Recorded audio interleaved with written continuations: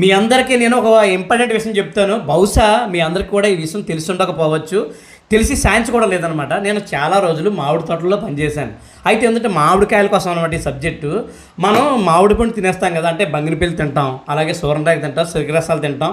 ఇలా తినేసిన తర్వాత ఆ టెంకలు ఎట్టుకెళ్ళి మనం నాటామనుకోండి, అవి మొక్కలు వస్తాయి కదా. అవి మీరు ఏమనుకుంటున్నారు, ఇప్పుడు బంగినపల్లి తినేసి వేస్తే బంగినపల్లి కాస్తుంది అనుకుంటున్నారా? అలాగే సూరండాయ పండు తినేసి సూరండాయకి మొలేస్తే సూరండాయ కాయలు కాద్దు అనుకుంటున్నారా? అలా చెరుకు రసాలు తినేసేసి ఆ టెంక నాటితే చెరుకు రసాలు కాస్తుంది అనుకుంటున్నారా? రాంగ్ అనమాట. మీరు పప్పులో కాలేసినట్టే. ఎందుకంటే మనం బంగినపల్లికాయ తినేసేసి ఆ టెంక నాటితే మొక్క వస్తుంది అనుకోండి, అది బంగినపల్లి కాయదు, బంగినపల్లి పరియ కాస్తుంది అనమాట. ఇది బంగినపల్లి కాయదు అనమాట. బంగినపల్లి కాయాలంటే బంగినపల్లి పెజెంట్ ఉన్న చెట్టు ఉంటుంది కదా, బంగినపల్లి చెట్టు, దాని నుంచి ఒక మొక్క అంటే చిన్న కొమ్మ తీసి ఈ చెట్టుకి అంటు కట్టాలి. అంటు కడితే అప్పుడు బంగినపల్లి కాయలు కాస్తుంది.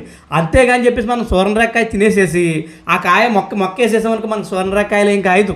చెరుకు రసం తినేసేసి ఆ టెంకను మనం మొలసేస్తే చెరుకు రసాలు ఏం కాయదు.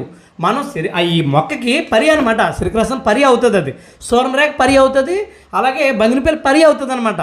కాబట్టి ఈ ఒరిజినల్గా కాయాలనుకుంటే ఏం చేయాలంటే బంగినపల్లి చెట్టు నుంచి అంటు కట్టాలి. అలాగే చెరుకు రసం చెట్టు నుంచి చిన్న మొక్క, చిన్న కొమ్మ అనమాట, కొమ్మ తీసి దాన్ని అంటు కట్టాలి. అప్పుడు కాస్తాయన్నమాట చెరుకు రసాలు బంగినపల్లిని. అలా కాకుండా డైరెక్ట్ మనం ఏదైతే తినేసేసి మొక్క వేస్తే అది కాయదు అనమాట అండి. ఈ విషయం చాలామందికి తెలిసి ఉండదు, ఇంపాసిబుల్ అనమాట.